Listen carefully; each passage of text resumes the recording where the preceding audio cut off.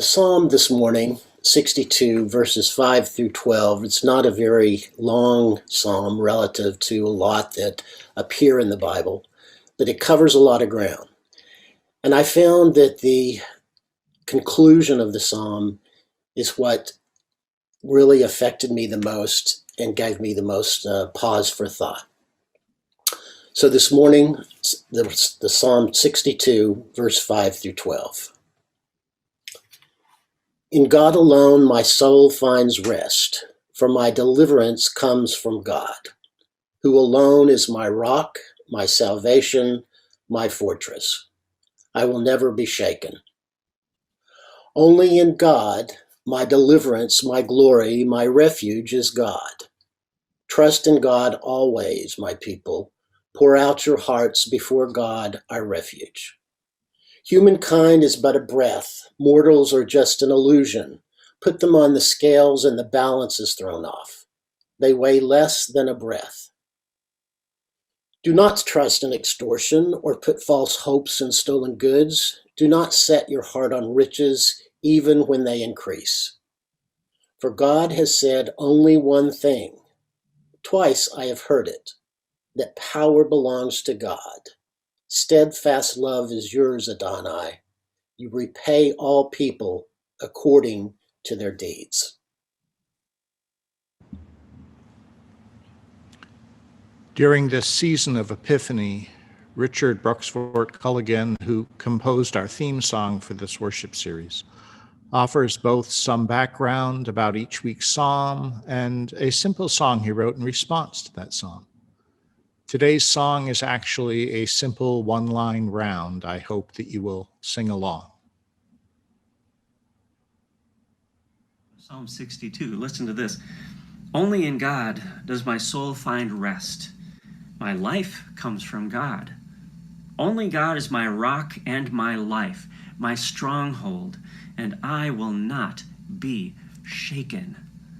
Whew, that's some confidence. This sounds like it comes from a songwriter that has lived a lot of life and wants to pass on some wisdom to us. And I think that's what it is. Psalm 62 goes on about how wisdom is not to be trusted in people. War and violence are not to be trusted. Money is not to be trusted. Only, the psalmist says, can we really trust in God? And the psalmist, in her wisdom, invites us to think about that too. What does it look like to trust only God? Or maybe another way to say that is, what are the things that we do lean on that aren't really helpful in the long run? What politics or ego or ideas or beliefs or people are we dependent on that really won't help us in the end? We sing together, In God Alone. In God alone is my soul at rest. Be at rest, my soul. In God alone is my soul at rest. Be at rest, my soul. In God alone is my soul at rest. In God at rest, my soul at rest. In God at rest, my soul at rest. In God at rest, my soul at rest.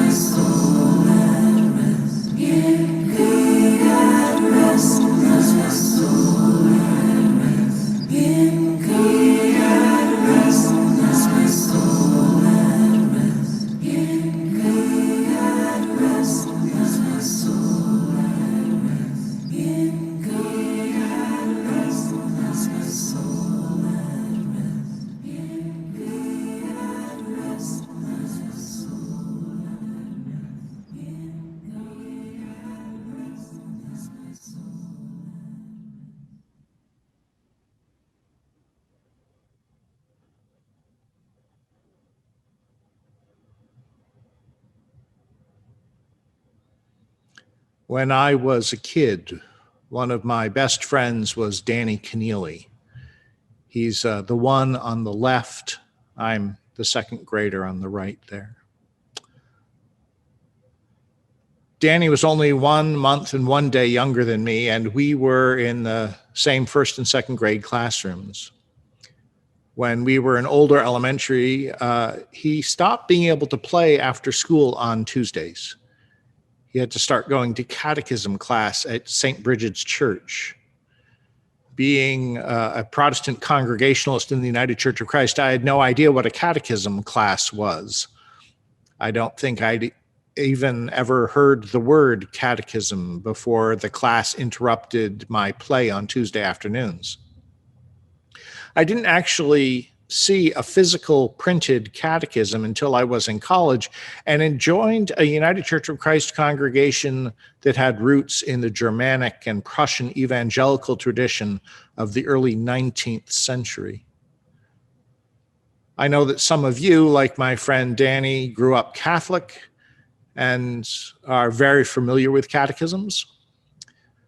For those who aren't familiar, a catechism is a series of questions and answers, often published in a book, though now published as PowerPoints, and I've even seen playing cards with catechism questions and answers on them. And they're used to teach theology and faith through memorization of the question and the answer. Pedagogically, I don't like catechisms. I think they are a lousy way to teach. Theologically, I don't like catechisms. They assume every theological question has one correct answer, and I know that that ain't so. If I were to use a catechism in confirmation class, I would strip out all of the answers, leaving only the questions. And then I'd tell the students that the search for answers to those questions and other questions is an important part of the journey of Christianity. As resistant as I am to catechisms, as I listened to Richard Bruxworth Culligan's introduction to today's psalm, the first question and answer to the Heidelberg Catechism came to mind. That was the catechism that they used in the church that I joined in St. Paul when I was in college. What is your only comfort in life and death? My only comfort in life and death is that I am not my own, but belong in body and soul, both in life and in death, to my faithful Savior, Jesus Christ. The Heidelberg Catechism is a Protestant catechism, first written mere decades after the Protestant Reformation began in the early part of the 16th century. While it was a foundational theological document for Protestantism, it is filled with what I consider now to be bad theology. In fact, the answer to that first question goes on for several more sentences that set my theological teeth on edge. Still, the idea at the root of the question and the answer in the Heidelberg Catechism is the notion that we belong to God and to God alone. And that's the very same notion that's in today's psalm. Our psalm was written at a time when each nation had its own gods. There are at least two things that make the Hebrew God different from the gods of the nations that were around the Hebrews. The first is that the Hebrews' idea that there was only one real God and all the other gods were fake gods. And the second is the idea that this God can be known, can be approached. The idea that one can be in relationship with this God. Today's psalm reminds me that all of us are, to some extent, polytheistic. While we may know and claim that there is only one real God, we act and live as if there are many gods. For anything in which we put our trust is a thing that we have promoted to godlike status. Richard Bruxfort Culligan asked a very important question in his introduction to the psalm today. What does it look like to trust only God? He reframes the question by inviting us to examine those things we treat as if they were God, those things on which we lean, those things in which we place our trust, those things in which we think we will find comfort in this life and the next. I admit to having a strong sense of relief when Joseph Biden was sworn in as President of the United States this week. I'm relieved to hear a president acknowledge the existence of white supremacy in our country. I'm relieved to hear a president speaking so clearly about the existential threat that climate change poses. And yet, as relieved as I feel, I know that my salvation, that our salvation, is not in Washington, D.C. As relieved as I feel, I know that we will need to continue to put political pressure on Biden and on other politicians to make them do the right things, to make them do the things of justice and peace. And just as my salvation, just as our salvation is not in Washington, D.C., neither is my salvation in self-reliance, nor in political ideologies, nor in my 401k,